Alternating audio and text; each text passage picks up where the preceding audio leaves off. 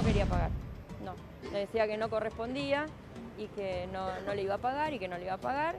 Y bueno, si no pagás, te pasa esto.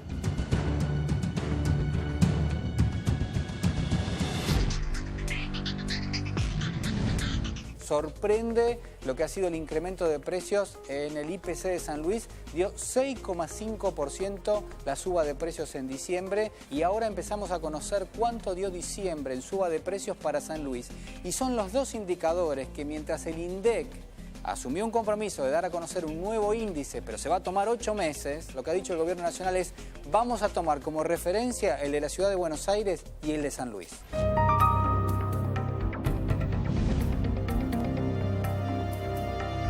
Se meten en un morro, Sí.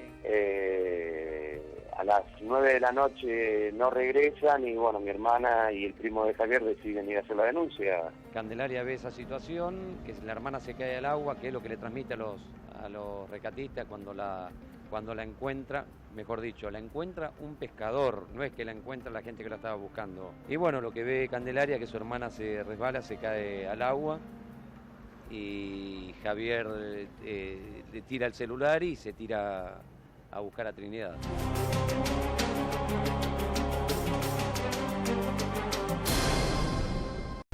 Y ahí está Germán.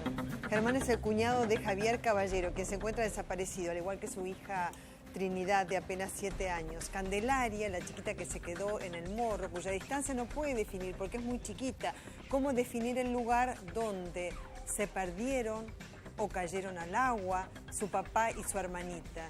¿Cómo poder hacerlo a tan corta edad? Cuando se quedó con un celular que no tenía activado el roaming, con lo cual no se pudo comunicar con su mamá desesperada a las 9 de la noche dijo: no llegaron mi marido ni mis hijas, ¿dónde están? Un pescador encuentra a Candelaria en el morro, se había quedado solita durmiendo allí. Si no fuera por el hallazgo de este pescador, vaya a saber qué hubiese sido de la vida de Candelaria. Poco puede decir esta chiquita sobre lo que pasó, pero lo que se presume, o lo que nos va a contar después Germán con más definiciones, es que habría caído al agua la chiquita de 7 años, Trinidad. El padre desesperado, ¿y quién no hubiese hecho lo mismo? ¿No? Uno dice por ahí, es peligroso, pero ¿quién no se hubiese tirado al agua para salvar a su hija de 7 años?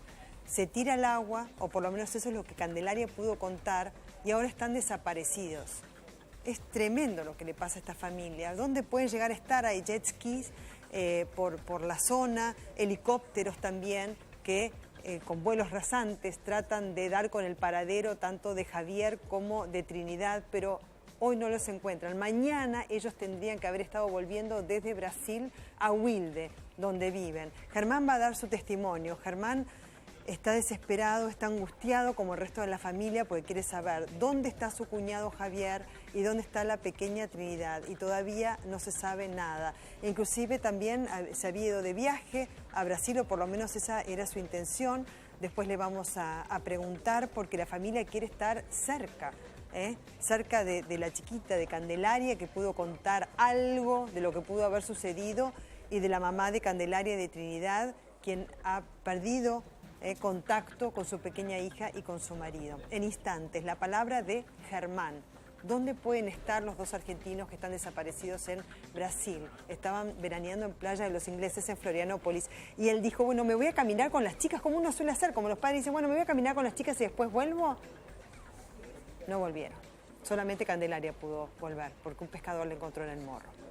Otro tema que sabemos que te preocupa muchísimo, el tema de los precios y la inflación. ¿A cuánto puede ascender la inflación durante el año? ¿Cuánto ascendió hasta el momento? Teniendo en cuenta que se va a tomar como parámetro la inflación de Capital Federal y también de la provincia de San Luis. ¿Cómo era en aquel entonces? ¿Recuerdan ustedes? Cuando se trataba de establecer el índice de precios al consumidor, que igual con la regularización que se pretende del INDEC recién se va a tener, digamos, un control estable respecto al índice de precios de acá a 7 meses. Tenemos como invitados Osvaldo Bassano, él es de la Asociación de Defensa de Derechos Usuarios y Consumidores. Ariel Navarro es investigador del Instituto de Investigación Social, Económica y Política Ciudadana. Y Fernando Aguirre, quien representa la Cámara y Federación de Supermercados. Muy buenas noches a todos ustedes. ¿Cómo les va? Gracias por estar acá. ¿A cuánto asciende la inflación en lo que va del año y cuáles son los alimentos que más ha aumentado?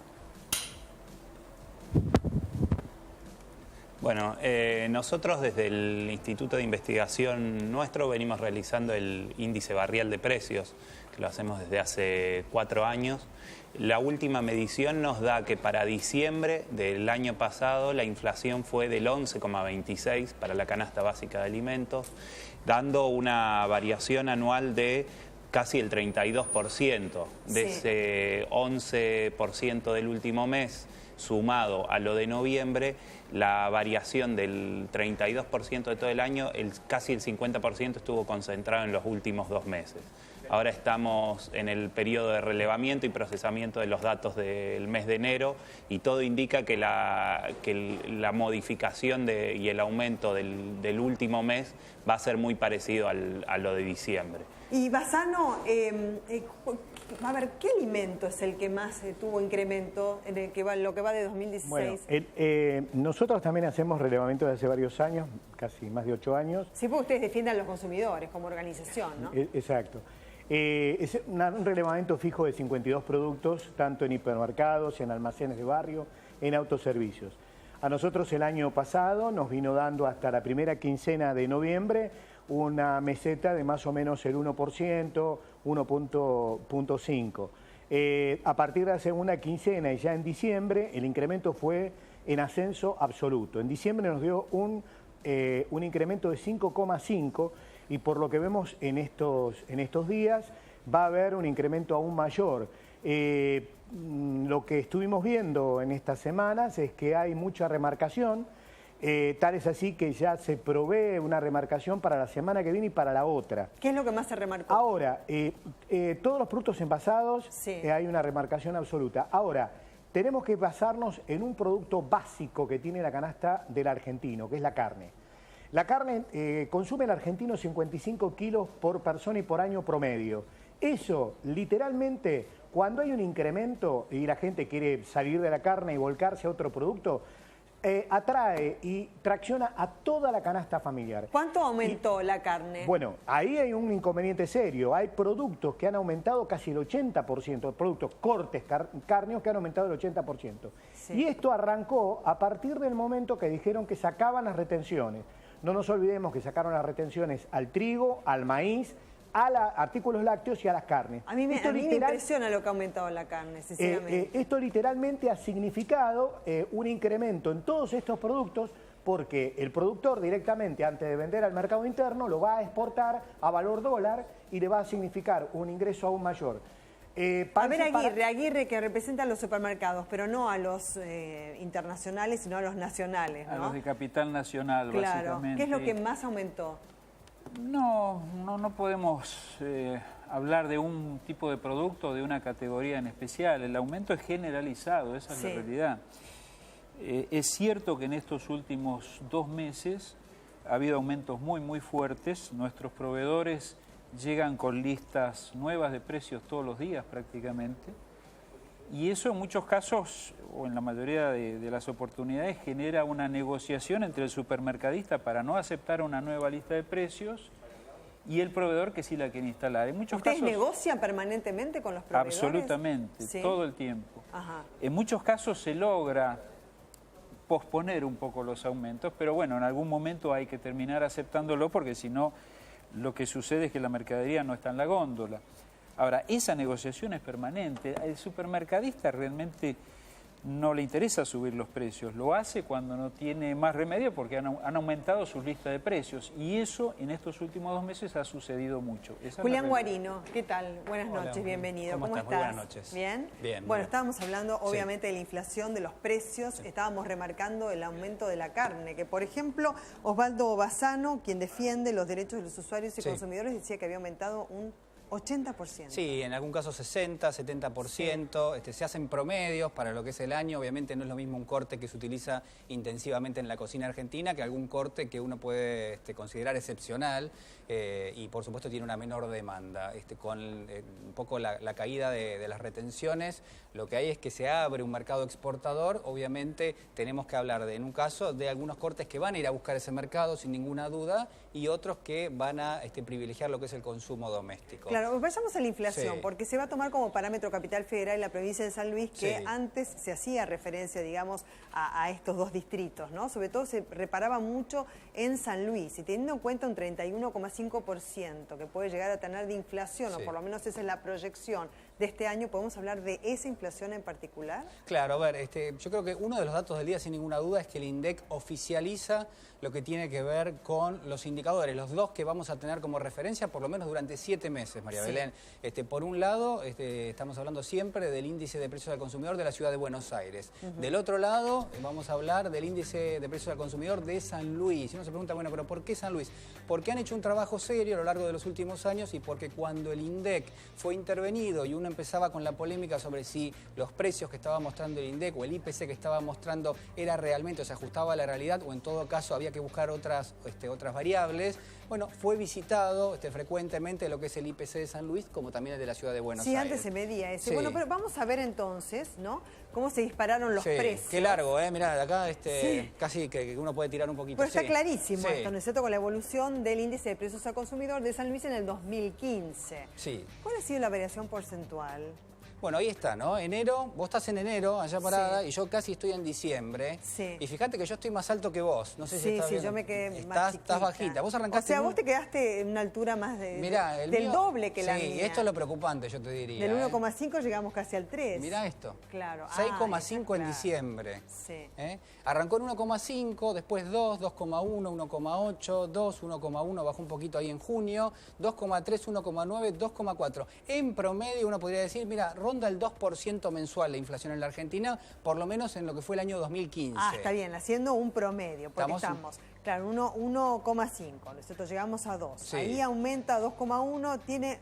Claro, recordemos que estacionalmente marzo es un tema de inflación, a útiles escolares y demás, digamos que... Claro, las familias se enfrentan un consumo más intensivo y se ajusta mucho a lo que tiene que ver, por ejemplo, con los gastos en salud, en educación. Que antes acá se concentraban en turismo. Turismo, esparcimiento, eso es enero y febrero. Turismo, esparcimiento. Bajamos en abril al 1,8, con lo cual se recompone un poco, pero aumenta a 2 en mayo. Claro. ¿Y cómo baja en junio, no? Fíjate, en junio hace un corte, obviamente... había determinado tipo de política de precios cuidados, estamos hablando del año pasado, mediados del año pasado, donde hay un control un poquito más estricto de los precios y después empieza a subir, fíjate, ya adopta un promedio un poquito más elevado, 2,4, 1,4. Y yo me había quedado en 2,9, que era el doble de donde yo estaba, porque estabas en noviembre. Sí. Ahora ya me asustás como llegaste. Diciembre, este es el dato, creo que de las últimas horas más importante, 6,5% sube la inflación en diciembre para el IPC de San Luis. O sea, comparemos que yo estoy parada acá en enero, tengo 1,5 y vos me superás en 5 puntos porcentuales. Claro, la idea acá tiene casi 2 metros ese 6,5%. Me parece que es importante acá remarcar, bueno, cómo está constituido este índice y sobre todo dándole un poco a la derecha a quienes estaban hablando en términos de que los alimentos son muy relevantes. Es decir, ¿cuál es la diferencia con respecto a lo que son las canastas, por ejemplo, de la ciudad de Buenos Aires? Que la de San Luis tiene mayor gravitación de lo que es alimentos, es decir, proporcionalmente pondera más fuerte, un poquito, pero bueno, esto hace que, por ejemplo, en diciembre vos tengas un índice de precios al consumidor de 6,5%, y en la ciudad de Buenos Aires, cuando lo repasábamos la semana pasada, y probablemente lo podemos hacer también esta noche, vos tenés un incremento del 3,9%. ¿Cuánto subió en diciembre? Alimentos y bebidas, 10,4%. Por ahí tuviste alimentos que subieron más que el 10,4%. Claro, que nosotros decíamos que se combinaban dos factores. Uno, que las fiestas, ¿no es cierto? Siempre cuando vienen las fiestas nos aumentan los precios, estamos acostumbrados. Y después esos precios no se retrotraen. Pero claro, con las expectativas de devaluación, de unificación de tipo de cambio, levantamiento del cepo cambiario, que después se dio... O sea, fue posterior a cómo remarcaron los precios. Así es. Se dio para algunos una ventana, entre comillas, de oportunidad para algunos comerciantes, para algunos proveedores, de subir los precios. ¿Por qué? Porque el gobierno, que estaba obviamente por entregar el poder, daba la sensación de que ya no controlaba tanto las últimas 2 semanas. Claro, y como la economía influye tanto en las expectativas, ¿no es cierto? ¿Qué expectativa tiene cada ciudadano y socialmente respecto a lo que va a ser la inflación? Eso influye en los precios. Sí, bueno, después tenías otros indicadores, otros aumentos, transporte 5,7%, esparcimiento, fíjate, esto es diciembre, enero y febrero es mucho más elevado, el tema de esparcimiento, educación también, obviamente, estás terminando el año, no tenés los aumentos, pero sí ya cuando enfrentás el mes de marzo, ahí empieza a subir, y después otros bienes bienes y servicios. Hay 2 o 3 problemas que me parece que están planteados con esto. Primero, alimentos. Es un rubro que es muy sensible. ¿Por qué? Porque la elasticidad es muy baja, es inelástico. ¿Qué significa esto? Muy sencillo. ¿Vos podés pasarte por alto el consumo de alimentos? Obviamente que no. Es decir, ¿por cuánto podés modificar de lo que son tus consumos vinculados a lo que es alimentos? Claro, lo estábamos hablando cuando estábamos en maquillaje y demás. Sí. Que uno dice, claro, los costos fijos. Hay costos que uno no puede modificar, justamente porque son fijos, claro, no son variables, no tienen flexibilidad. Porque vos tenés, por ejemplo, te llega la cuenta de medicina prepaga. Eso es lo que tenés que pagar. Y si te aumenta, tenés que pagar eso. Por ejemplo, lo que concierne a la salud. Y después podés variar en algo también lo que tiene que ver con los consumos de tu canasta alimentaria. Pero ¿hasta dónde vas a variar? No, es muy difícil. Vos tenés que sustituir uno con otro. Claro. Recién bien hablábamos, ¿no es cierto? Cuando aumenta la carne, aumentan también los otros. Como si fuese un efecto cascada sobre los otros productos. Por eso se sigue tan de cerca el rubro alimentos. ¿Por qué? Bueno, porque se supone que las familias con menores ingresos tienen que utilizar una cantidad de recursos adicionales para enfrentar los aumentos porque no tienen forma de salteárselos. Sí. Vos podés decidir no tomarte un taxi, pero no puedes decir no comprar carne o leche. Exacto. Entonces tenés que destinar mayor cantidad de recursos. Y eso que había disminuido el consumo de leche. Claro, bueno, y eso es lo que hay que medir de cerca, digamos. ¿Cuánto consumo de carne por familia se hace? ¿Cuánto consumo de leche? No sé, yo tengo ganas de hacer un asado y quiero que me cuentes cuánto cuesta un asado para una familia tipo. Eso te lo voy a contar en un ratito, sí, por supuesto. ¿El típico asado argentino? Sí, el típico asado argentino es toda una inversión, casi 10% de lo que podría llegar a ser un salario mínimo. Después me lo contás. Bassano, entonces, decíamos que con el aumento de la carne que usted establecía en un 80%, digamos, esto tiene que ver con un efecto cascada respecto a otros productos, porque claro, lo que hace la población es tratar de sustituir la carne por otros. Por ejemplo, pollo, empieza a aumentar el pollo, ¿no? Exacto, aumentó también el pollo, aumentó también el cerdo. ¿En cuánto aumentó el pollo y el cerdo? Traccionó más o menos en la misma proporción, entre 40, 50 y 60%, pero esto también traccionó los productos frescos como verduras, frutas, que significó un incremento muy pronunciado que no nos olvidemos que son productos que tienen una caducidad muy inmediata. Sin embargo, encontramos esta situación bastante fuerte. Ahora, tengamos en cuenta una cosa, el otro elemento que nosotros vemos constantemente es la dispersión de precios. No es lo mismo un hipermercado que en un comercio minorista que en un supermercado chico. Evidentemente hay una dispersión muy grande. Y otro punto de vista es que se maneja el precio, inclusive por los proveedores, a través de la concentración de los grandes hipermercados, las grandes marcas que compran producción completa. Ahí está el secreto de esa dispersión que genera en el bolsillo del consumidor graves problemas. A ver, Aguirre, como usted desde supermercados está escuchando esto que tiene que ver con la dispersión, ¿no es cierto?, de los precios. Sí, es cierto que la concentración es un problema, sin ninguna duda. Hay un caso en Chile del que se está hablando en estos momentos, que es la concentración o la cartelización de 3 grandes cadenas de supermercados multinacionales que se cartelizaron para subir el precio del huevo. Esto ha significado o va a significar multas de 20 millones de dólares para cada uno. Eso sucede y en los mercados donde hay una gran concentración ese peligro existe, es real. Ajá. Es real. Navarro, a ver, ¿cuál sería la tendencia entonces respecto del aumento de los precios de aquí en más?